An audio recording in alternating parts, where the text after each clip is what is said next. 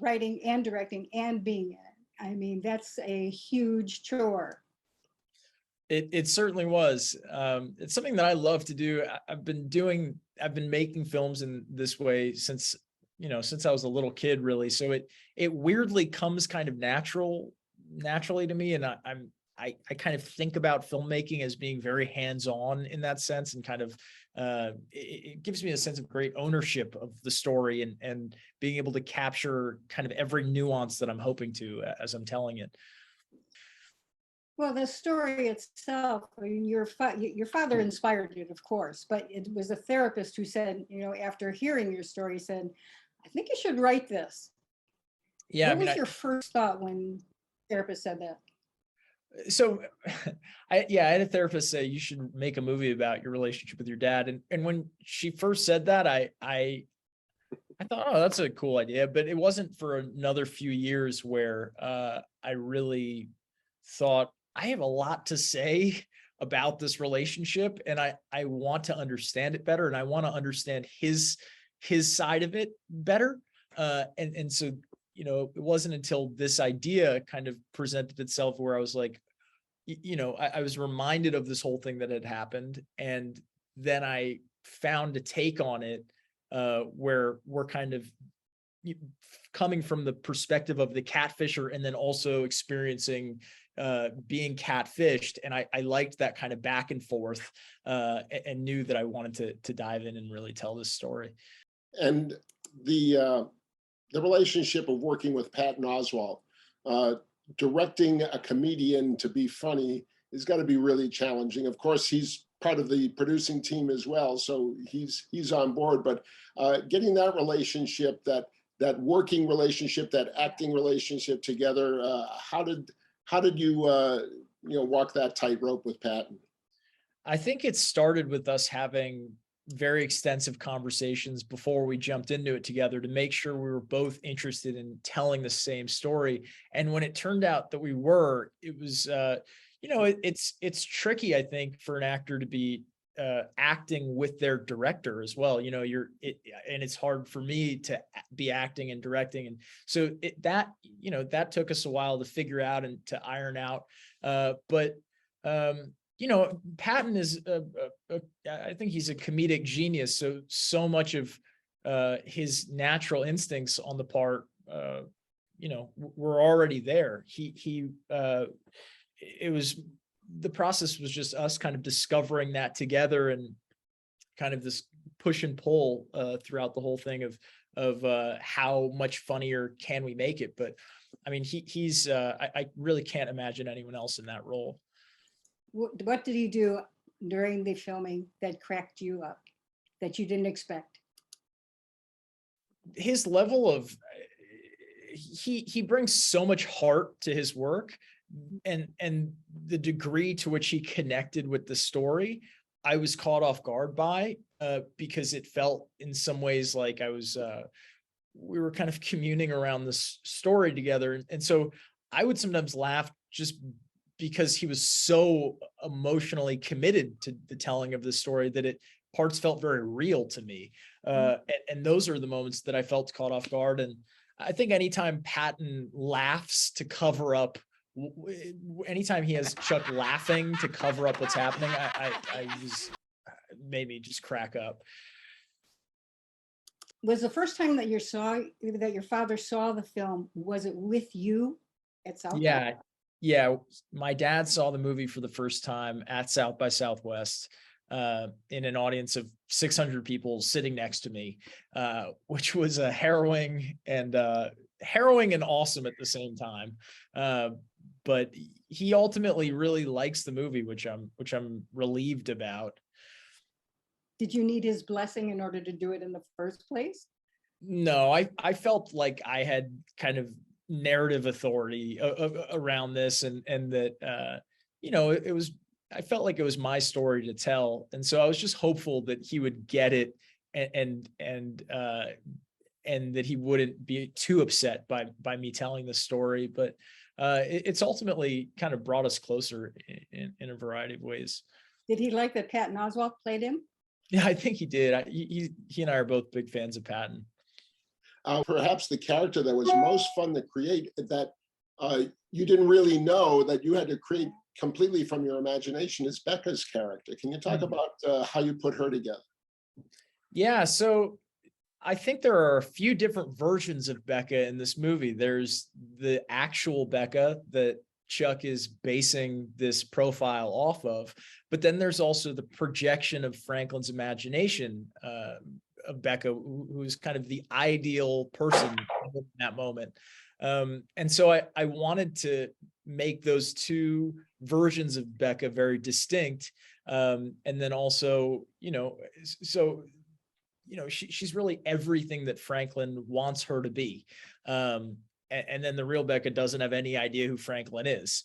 But ultimately Becca is a creation of Chuck, who's created her as a way of making sure his son is okay.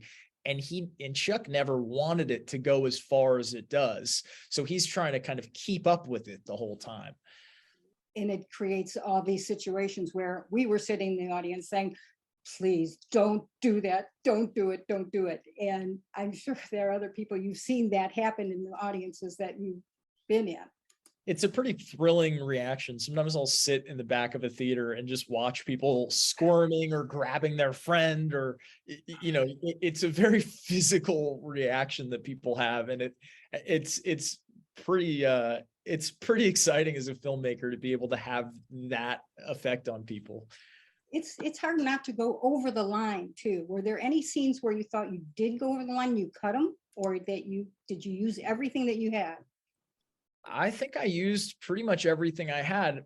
To me, what keeps it not over the line is that Chuck just really loves his son and wants to make sure his son is okay. He's doing something wrong, but for the right reason. So as long as it was really clear that he's coming from a good place, it kind of gave us the freedom to have him go to these extreme lengths because he doesn't want his son to get hurt.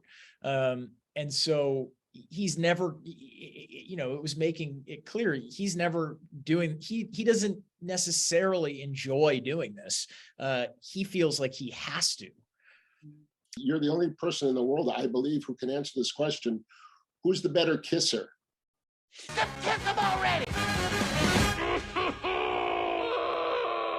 I'm going to plead the fifth on that one.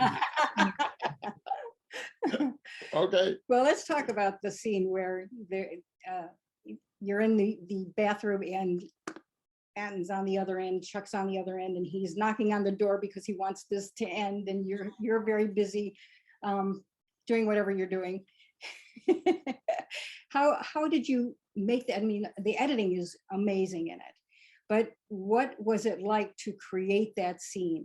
I knew it was going to be really challenging to show multiple sexual fantasies occurring simultaneously, and then also actual locations, and then making it all come together in a way that felt coherent. So I storyboarded the entire movie, especially those chunks, in a very detailed way ahead of time, because we were shooting on different days and different locations and whatnot for those sequences. And then it was also just a matter of making sure the tone and the pacing all lined up and felt connected. And I wanted it to go really far in this crazy direction, and then really quickly in this other direction where they're having this kind of this very emotional fight. And I wanted the whole movie to really feel that way, where we're going to these places of like, where it's really funny and crazy, and then very real and feels like a conversation you'd have or a fight you'd have with a parent. It's like a roller coaster. Yeah. That was definitely the goal in creating it, was high highs and low lows.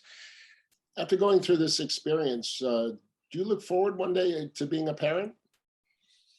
I think so. Yeah, I might approach it slightly different. I would hope so. Yeah, I hope that I don't resort to catfishing my son or daughter. But yeah, I mean, I think through the telling of this story, it made me kind of realize how much my dad actually really loves and cares about me, and it made me kind of think about what that would be like to have me as a son, and what it would be like for me to have my own child someday. And did your father learn anything in the process? Did he I admit? don't think so. No. Yeah. And one more guess thing, I guess he learned to not do anything like this ever again, because that'll probably that would become the subject of my next film. Yeah. Check that one off. talk about also the other scene that of course stands out is in the diner when everything comes to the climax. And I have heard that you said, maybe I shouldn't have been in that. Maybe I should have just directed that. Is that right? Well, I'm definitely happy I was in the movie. I'm you know, I really like the level of immersion that being in it, being in front of and behind the camera, how you just feel like you're really in the story and very involved in the telling of the story. I think more so what I meant is like when you're causing yourself to have a panic attack because the story calls for it, and then you're also having to make, you know, having to direct your camera to be in the right place at the right time, and orchestrate all of the various blocking and direct other actors while also being in that heightened state. I found it very difficult. And keeping them in the heightened state. Totally. Yeah. I mean, you're kind of, you're having to go from just real visceral collapse to then total composure and awareness of where everyone is and how we're telling the story.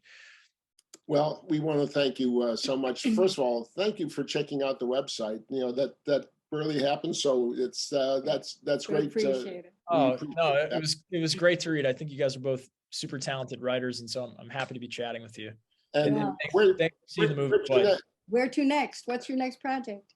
You know, I have a story that I'm really excited about telling, and it's just a matter of figuring out the right way to tell it, and how can I get myself all the way behind it. And so it'll you know, probably a year or so, you'll be having another movie come out. Is it about another family member?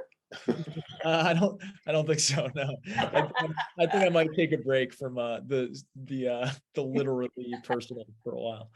Well, again, thank you very much. A Congratulations. pleasure talking with you. Thank you so much. Take care. Take care.